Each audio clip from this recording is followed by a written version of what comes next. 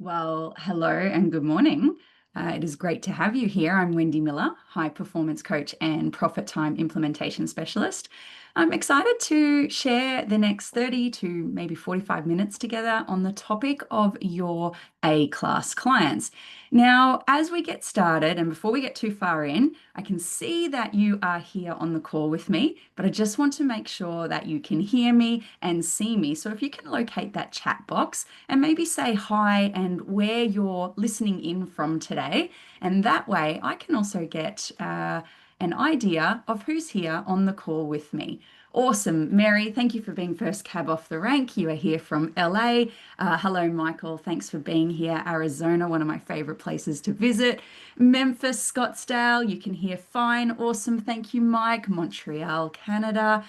Tallahassee. Oh, awesome, Rosie. Hello. Miami, New York. Hello, Bob. Awesome. Love working with you guys. Robert, hello. It's been a while since I've seen you as well. Newport Beach, Tampa, Florida. Australia. Phil, thanks for joining me here at this really early time at 6 a.m. here in Brisbane, Australia. And of course, it is 1 p.m. Pacific and a little later there across the country and into the East Coast. So thank you, everybody, for being here today. And thanks for playing along with me in the chat. Uh, Today, I do recommend if you have a notepad and a pen, maybe for the inspired moments, feel free to also, if you like, type, any key points or any light bulb moments that come on for you, type them into the chat because I would love to get a sense of if this information is landing, if it's valuable, and just helps me to not feel so alone while I'm on this side of the webinar here with you today. Awesome. So, let's get into what we're going to talk about today, which is A-class clients. But first, I do just want to take a couple of moments of your time to introduce to you how we help accounting firm owners improve their overall business operations and results.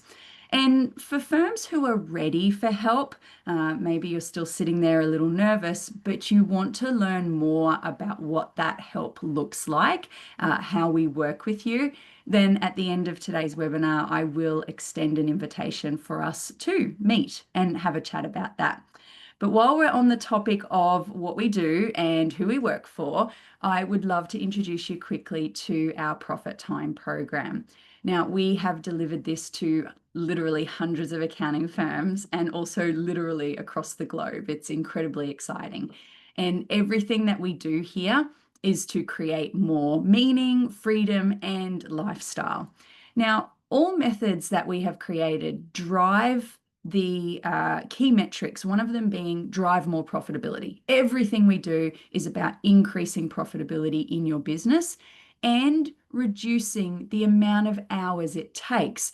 Now, yes, we have a big focus on partners, reducing partner hours so that you're able to lead and go out and do more things, but it's also overall team efficiency, effectiveness, happiness, delight, that old work-life balance thing, right?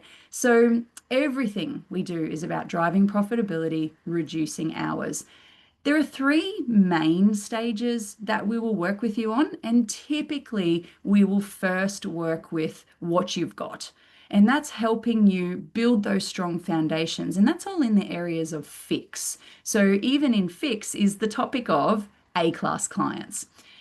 When we've gone through and we've got those foundations strong, we've gotten better with what you've got, then we move into that minimize area. And that's essentially where we're creating as much efficiency as possible and therefore generating capacity in your business. When you've got that capacity, then you have the opportunity to decide or to simply do scale. Scale with exponential growth. Take that bell curve, move on the way up. This is where your future growth happens, your way, by your design. Now, all three of those stages, they don't necessarily happen in that specific order. Sometimes we're working in the scale area simultaneously as fixing a foundation, and that's great too. But everything that we do is also underpinned by the leadership strategies. It's woven into the success, the accountability, the engagement. It's basically the heartbeat of your business. So it's all, there's a lot, it's quite exciting, And we really, really enjoy taking this out and seeing our accounting firms get real results. On the topic of results, the Profit Time program is not our cookie cutter by our design. It is tailored to you. And the Profit Time journey is about where you are right now. Where you are right now is absolutely perfect. But most importantly, it's where you want to go and how you're going to get there. We work with you to understand exactly how your business currently operates and how you want it to operate. And we'll also come into timeframes there too. I spoke to a couple of gentlemen yesterday, and their time frame was 16 to 24 months flat. I've spoken to other people, and they might have a 5 or a 10-year vision. This is going to be personal to who you are and where you are in your stage of life right now. But in our coaching, we have come to learn that there are 3 distinct levels in which we meet you or where you're at. And you might resonate as I go through these with you. The first layer is that practice owner. This is the person who's feeling really in it, like you are working on all of the things, you are wearing all of the hats. You're typically going to be as billable as your team if you have your team. You're probably somewhere close to $1 million in revenue. So you are no doubt making money and hopefully taking home a decent pay packet, if you like, but you keep hitting a glass ceiling when it comes to your time or maybe key frustrations in the business. And at this level, there is a distinct decision that needs to be made for you to start thinking like a business owner rather than a practitioner.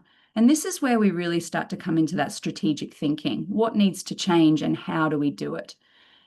At the business owner level, your business is definitely moving and growing for sure. You've got some really good team members who have likely alleviated parts of your production and potentially even parts of your operations. But perhaps you're frustrated by maybe underperformance or pace of growth in the business. Maybe you've grown it to a certain level. Maybe you've had rapid growth and you can't understand why things are cracking or breaking or there's so many fires to put out. Or maybe you do understand it and you just simply don't know how to change it. But this is typically when we meet you. You're already running a good business, but you really want to crack the code on how to have this thing running without you, which is to say that you really want to be at that investor level.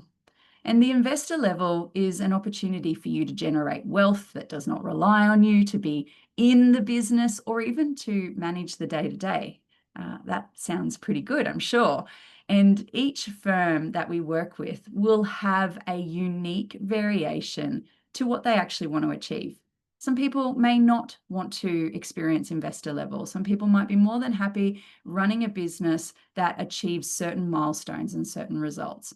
Any which way and whatever your goal is, the methodologies and coaching support that we offer, along with our community, are the keys to unlock the roadblocks to your ultimate success and achieving your goals. So I want to bring the topic back today of the A-class clients to our benchmarks report, because this is what inspired me to jump on these webinars and spend a little bit of time with you every couple of months. Last month, we talked about the topic of efficiency, which also plays into creating capacity. And this information came from our 4th benchmarks report that we released earlier this year. If you don't have your copy yet, you can head over to profittime.co and you can download a copy there. But some really cool insights, pages and pages of information there. And what we found in the benchmark report, the number 2 issue that firms told us they are struggling with is simply not having enough A-class clients. And that was a whopping 57% of feedback. Number 1 was efficiency. That was the issue there. And number 3 was finding and hiring quality team. If you're still listening in, why don't you tell me what your number 1 issue is? Let's see if it aligns to some of the feedback that we got here in the benchmark report, or whether this is something a little bit different for you. But what would you say is your number 1 issue in your business right now? Perhaps I can take some ideas from this and also put together some more mini masterclasses for you as well. Yeah, A clients, Charles, not enough. A efficiency, cool. Okay, good. I'm glad the people that have answered A clients are here today because hopefully these give you some quick pointers for you to move forward. Yeah, not enough of them in our marketing pool. Cash flow, yes, fair enough, William. Absolutely, we want more of that. Cash flow is going to come from the engagements with the right types of clients. So again, this information will be valuable. Managers, yep, I understand it. And profit. Absolutely, Sandy. You know, everything we do should be about generating profit, driving profit, and we should know our numbers for that. Okay, cool. Efficiency, yep. Client flow, that's a good one. Team engagement efficiency, cool. Awesome. All right. With today, the idea of A-class clients is we want to make sure we have enough of them. If you don't have enough of them, you won't have efficiency, quite simply. And the reason being is because you've most likely got such a varied client base. Maybe it's a mishmash or a hodgepodge, and potentially it could drive away team members too. I certainly can reflect, you know, being in a situation where you have all client types demanding all sorts of things at all different times of the year. And that can be quite dissatisfying or frustrating as a team member ultimately. And what we're talking about here is generating or creating, defining what an A-class client is, and then going out and getting more of them. Because if we're simply settling and reacting and responding to the demands of people that don't value our services and aren't really bringing us the kind of work that makes our hearts sing, it's going to feel a little overwhelming. So today's session is about thinking about the question, what would it look like in my business if every client was an A-class client? And I want to be really clear. This session today is about what you can do. So that pen and paper will come in handy. I want you to take ideas and I want you to spend this time actually saying, okay, let me use this 30 to 45 minutes to actually get started on defining this. So today we'll talk about what. When you come and work with us, we'll show you the how. And that's what we do with our clients every single day. We work with them on how we actually make these changes and apply these things. So A-class clients. The actual opportunity here is learning that what you say no to or who you say no to is just as beneficial for your business as who you say yes to. Many of you have gotten here by saying yes to every single client that knocks on the door. And I've heard hundreds of these stories. You know, I wanted to start up my own accounting firm. I did whatever it took. I said yes to absolutely everybody. But over time, you'll either be pressured by those frustrations we mentioned before. You know, maybe there's demands, maybe there's people that don't value us. Maybe we find ourselves doing a variety of things. So over time, you'll either be frustrated by that, or you'll simply start to see that there is a group or a particular type of client that you really quite enjoy working with. And that's interesting insight as we go into more information in the next few slides. But on the topic of who we say no to and who we say yes to, we need to understand why that matters. Why does it matter to start saying no? And it matters first and foremost because most clients of an accounting firm will stay for 10 to 15 years. We've asked so many of you, what's the life cycle of a client? And that's about the time frame. Sure, maybe on the smaller end, they might turn over a little bit more. Maybe there's some that are price sensitive, but generally it is a long relationship.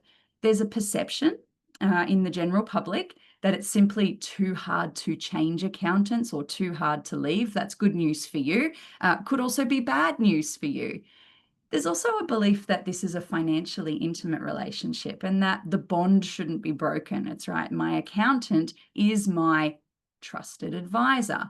And that's key here too, right? Accountants are the natural trusted advisor, yet many of them are not behaving that way in that capacity. So there is huge opportunity to not only welcome in A-class clients, but even to nurture and develop your existing ones into A-class clients if you're performing and operating in the capacity of the natural trusted advisor.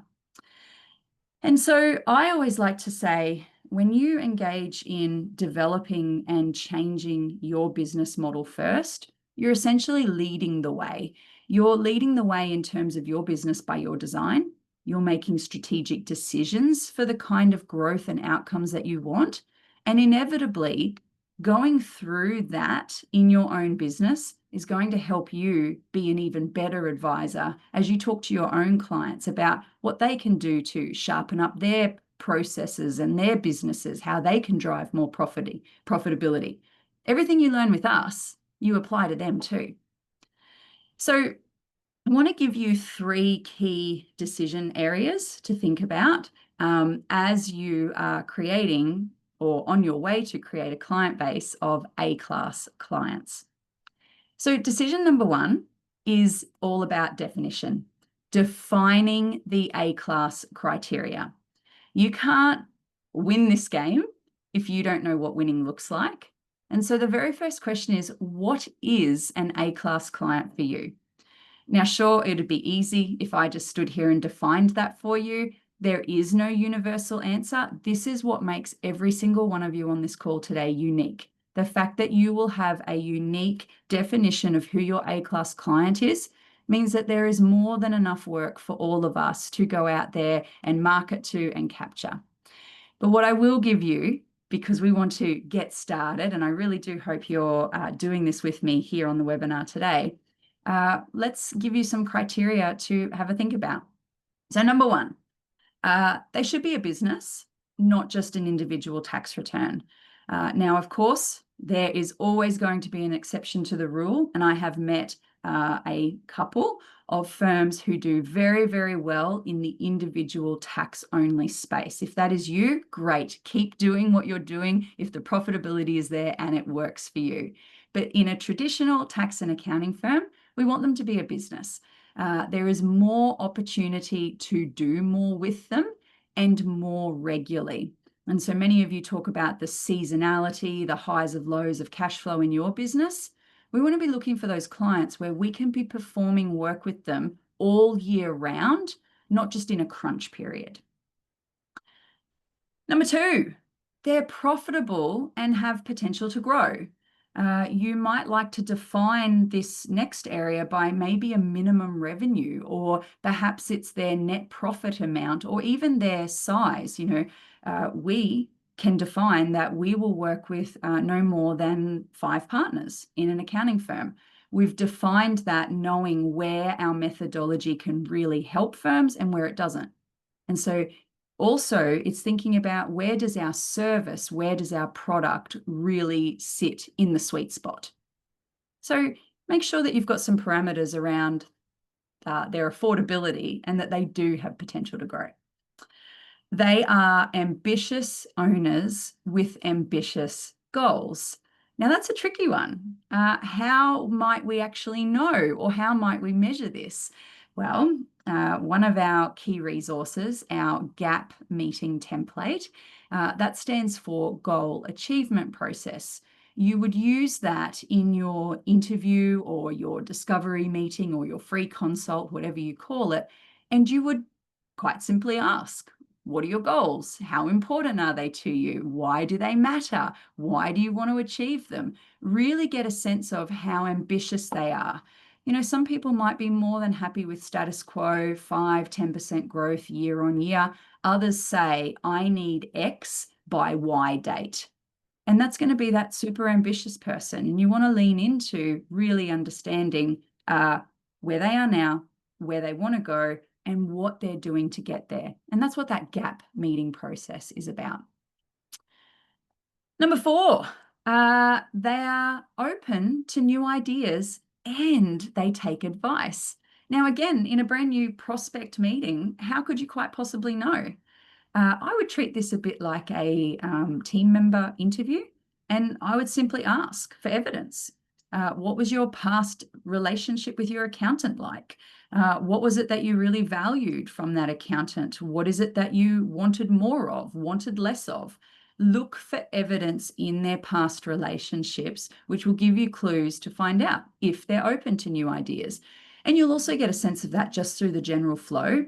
As you're getting to learn more about them and they're sharing things with you, you might, perhaps give them a little information back, certainly not advice, and you'll get a sense of how their body language is, how they react or respond to that information and idea that you're passing across. So really be aware of that in these potential client meetings. Number 5, they should be nice and respectful. We want nice people. We're really looking for the kind of clients that are going to treat your team with respect. And I want to hone in on that point here, because I always remember one of the firms that we worked with made a distinct point and said, we will not ask our team members to stay back and work overtime because you, the client, were unable or did not respond to our request to have your information in by a certain date. And they really flipped the script on respecting our team members, where they basically were proactive in it and said, we're just not going to subject our team members to that. So if you can't work with us in these timeframes, then we're unable to work for you. So you want to make sure that you've got nice people. They really look after your team, and we enjoy their company, because after all, if we're going to be doing more with them as the advisor, we want to be able to sit with them. Number 6, they play by your rules.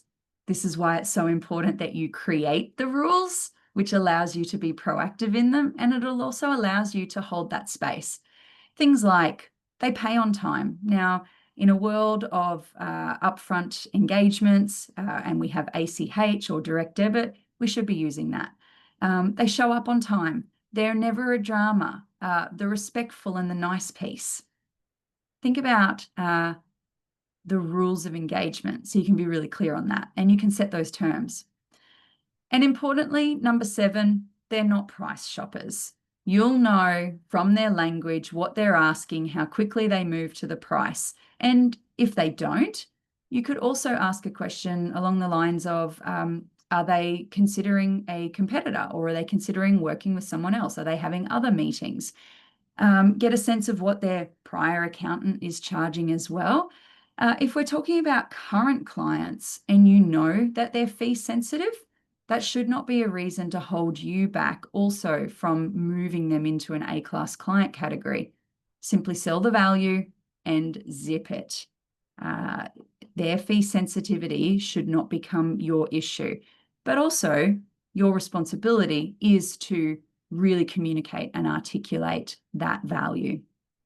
So, crew, I want to make sure that you're still with me.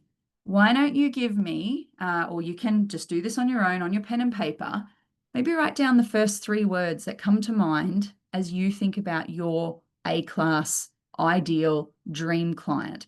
Now, don't overthink it, the first 3 words, and if you'd like, please send it in the chat box, just to let me know you're still there, you're still engaged. What might be your 3 words to describe? And that, by the way, is going to be just the start of your definition. I really want you to spend some time on this. You could think about spreadsheeting this. You could think about brainstorming with your team, everything on the table.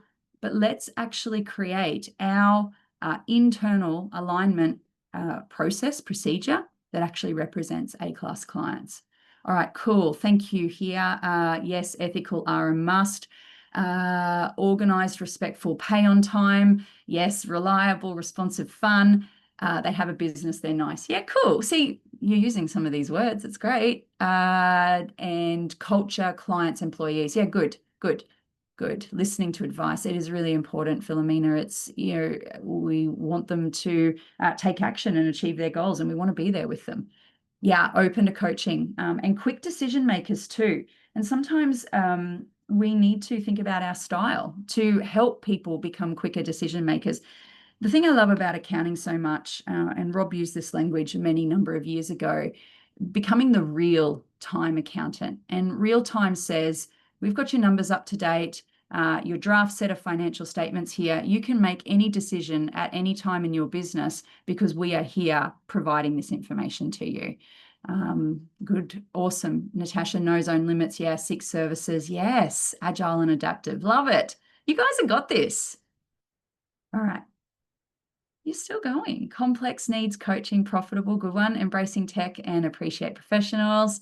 Susan goals, passions of their business. And yeah, cool. Awesome. Now, the cool thing, the fact that you all jumped in and shared there on the chat, you can borrow from other people too. I'm sure they won't mind as you create your A-class client list. Let's talk about decision number 2. This is about cleaning up your current base too. And there can be a little bit of fear in this, particularly if you're still very much in growth mode, you're wanting to get to a particular milestone. Please consider cleaning up your client base strategically. How far can you take your existing clients who might be there with you for legacy reasons? There might be special circumstances. I understand all of those things come part and parcel with your existing client base. But here's the thing I want you to remember as you think about growing your A-class client list. You're really going to do this on 2 train tracks. And the first train track is, how far can I take all of my existing clients in terms of my new rules of engagement, my pricing structure, how much they'll take advice, because old clients are used to the old ways and some are just not responsive to change. And depending where you are in your financial situation, you may not have the luxury of wanting to push out the old client base in order to welcome in the new. And I certainly don't recommend that anyway. This is a strategic, careful consideration. But what we're talking about here is cleaning up what we've got. And the first step to that is defining the current client base. And the reality is, most firms have a lot of C and D class clients, and that will stop you from scaling. So if your objective is to scale, you want to be able to clean this up. First step is let's categorize these clients. And we use a really, really simple tool to do this, quite simply A, B, C, D. So let's take a look at it. Number A, we would absolutely keep. That would be your absolute first response when you look at that client base. There's no question. We love working with them. So absolutely keep them. Next one, B, they're good. They're good clients. They keep us going, but they're not amazing. Sometimes they might be a little bit prickly. Maybe they avoid our free nurture meetings, complimentary. Maybe, yeah, they're good. C, maybe.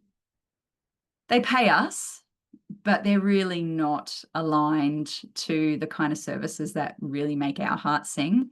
They're not really looking for further opportunity.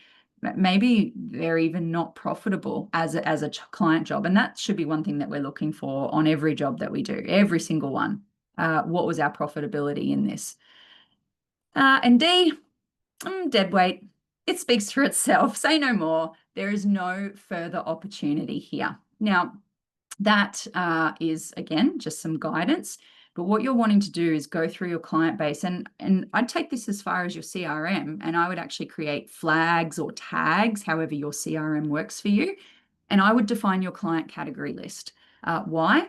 Well, it allows us to start to break up our revenue by segments. It allows us to start to look at, hey, are our individual tax returns by far more profitable than something else that we're working on? I have countless examples or experiences where I have had clients say to me, Wendy, but this is our biggest client. They're our best client. Okay, cool. Why are they our best? Oh, they represent 125,000 of revenue every year. I mean, that's a fair amount, right? But let's dig deeper. And when we dig deeper, we often realize that we might be achieving, say, a $77 average hourly rate on a $125,000 client versus a $500 average hourly rate on a $26,000 client. And so you really want to consider that when we're saying they're our best client, we can't afford to lose them, dig a little bit deeper. And so this is about categorizing. This is about, can you pull a list and tell me who are your A-class clients? Why?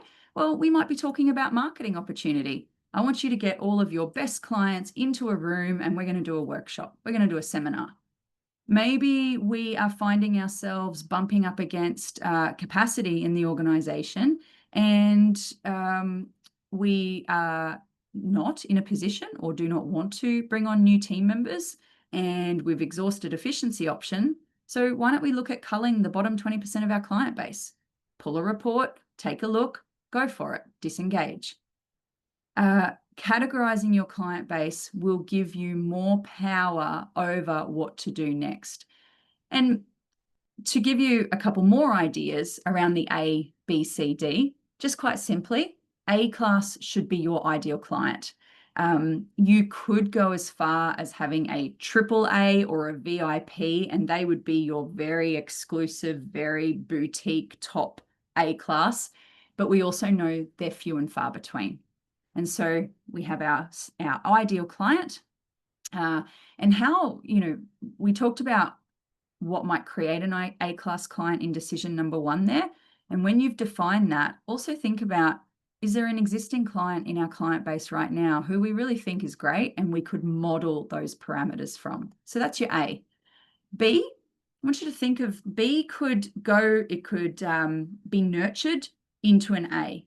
So if we actually took a look at the service offering for a B-class client, if we take a look at where they are in their business journey or in their cycle, maybe there is an opportunity there to move them into an A. So B is not bad either. C, they might be small, but they're still a business.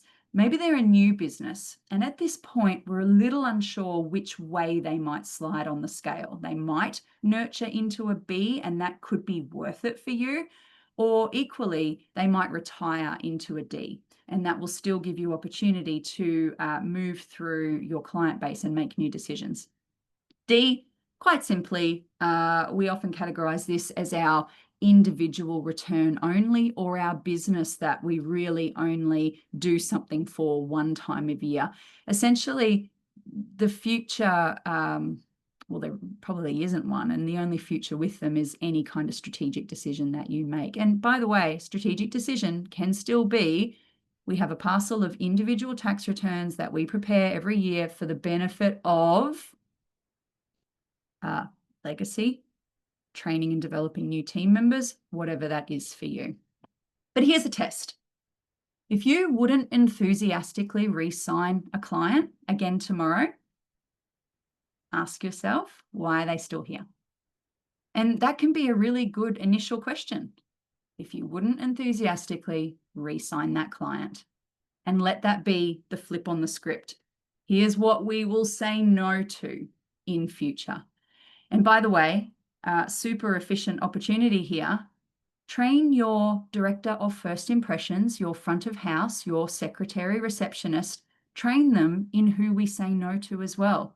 So when they get that initial inquiry, they are able to hand it with knowledge, with grace, and they are able to say, ask a few questions and understand a little bit more. And they have the autonomy to be able to let that client know, hey, you might be better off calling XYZ down the road.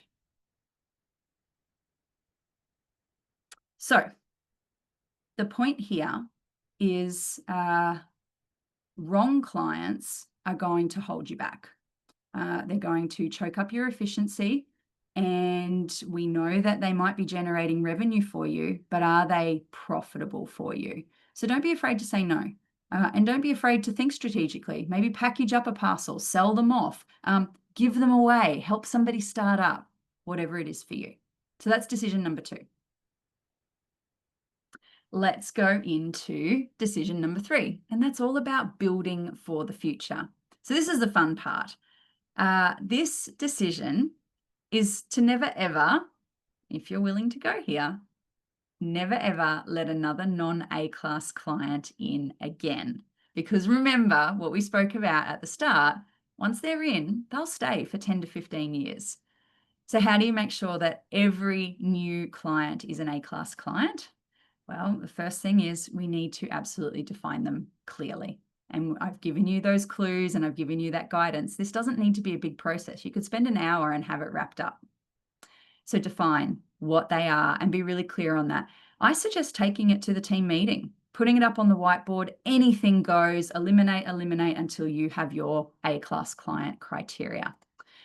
Second thing, decide whether or not to target a niche.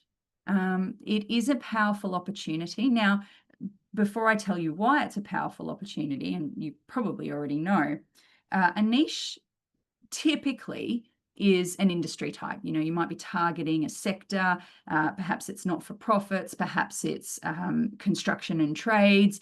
You may be a subject matter expert and target that.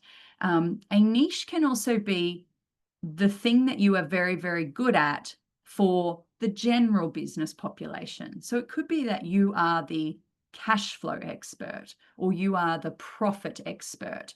So it is certainly more targeted to be industry specific, but you can also be very, very good at what you do and also need to be very, very good at promoting that. So that goes on to why niches are powerful.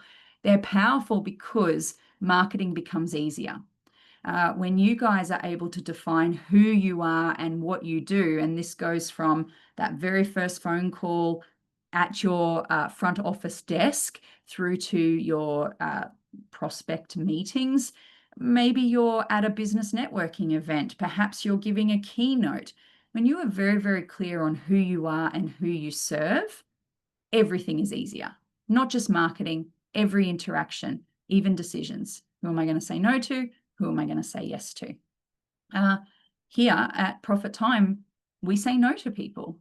People who are looking for help, they come to us, we meet with them. Sometimes it's just quite it's simply not a fit. And we don't work with a whole lot of you at any one time. We're very selective and very careful about who we do work with because we want to help you get maximum results. Another reason why we could consider targeting a niche, you can be more useful and efficient. This means that when we're becoming the expert in something, we've got rinse and repeatable systems and processes. We can train and develop our team in a particular area. We can template things. Therefore, we can become more efficient and we can also plan our capacity a whole lot better. And so what we're really starting to merge into a little bit here is defining your ideal product, your ideal offering, your package here as well. Because when you are claiming to help them in a particular way and to get a particular result, it's essentially a formula in the background of your world. And when you do hone in on a particular area, and again, it could quite simply be meeting you where you're at right now, just simply defining your package offering. If you come and be a client of us, this is the minimum we will do with you to serve you at a standard. You can, when you do hone in on that sort of language, you're essentially the expert. And when you're the expert, you can charge the premium fees for the work that you do. When you're clear about what you want, everything sharpens, and your referrals also will be easier in this realm too. People will talk about you. And so instead of just accepting anybody, you become really laser focused. And let me tell you, life gets better. Life inside of your business becomes more fun. It's better for you. It's better for your team. It's better for your bank balance and for the clients who are truly a fit, because that's where you'll really make a difference in your clients' lives. And that's what this is ultimately about. So many of you have told me, I became an accountant so I could help people. I loved business numbers. I loved this. I loved that. So, get back to that as well. Come back to the core and the heart of why you even started this thing in the first place, and then define your clients and your product offering out from there. So let's recap. There are 3 key decisions that you need to make if you want a client base full of A-class clients. Firstly, define what A-class means for you.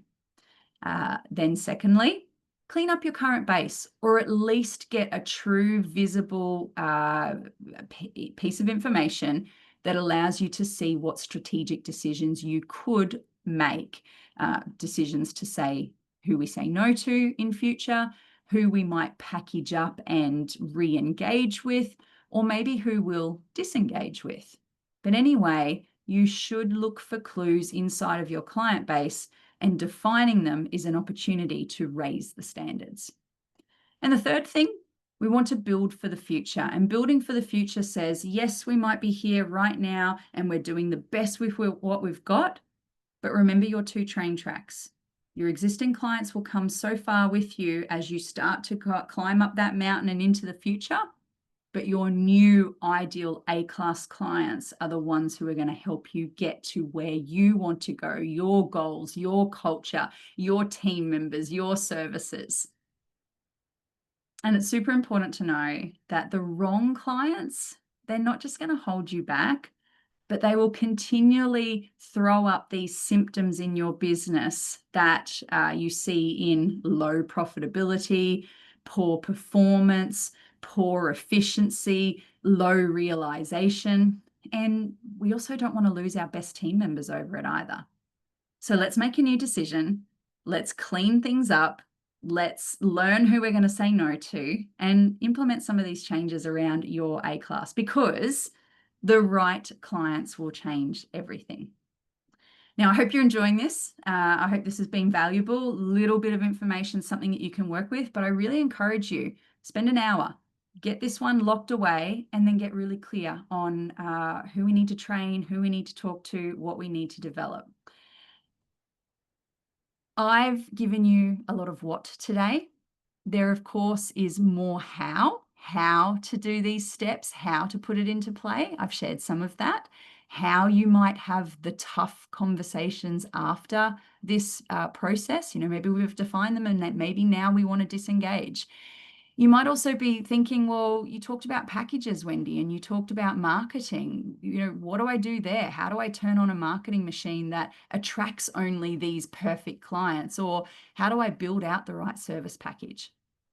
Well, that's the kind of work that we do every day with our member firms. And if that's something that you're looking for help with and you meet our criteria for A-class clients, hopefully you're more than $1 million now in revenue, and maybe you're ready to stop settling. Maybe you're ready to find out, is there a better way? Can I get some help with this to go faster, to achieve my goals quicker, sooner? And if that's you, then consider booking a strategy call with me. I'm totally happy to hear about your current business performance, also learn about your goals and your objectives, and I'll summarize for you on that call, where I see opportunities to help you. At the very least, you'll walk away with those ideas. But at the most, and what we can hope for, is that it could be the start of a really great opportunity for you to realize a brand new future. So if that is something that you'd like to do, you can scan the QR code. Here is my direct calendar meeting if you are on this webinar today and you would like to take advantage of that.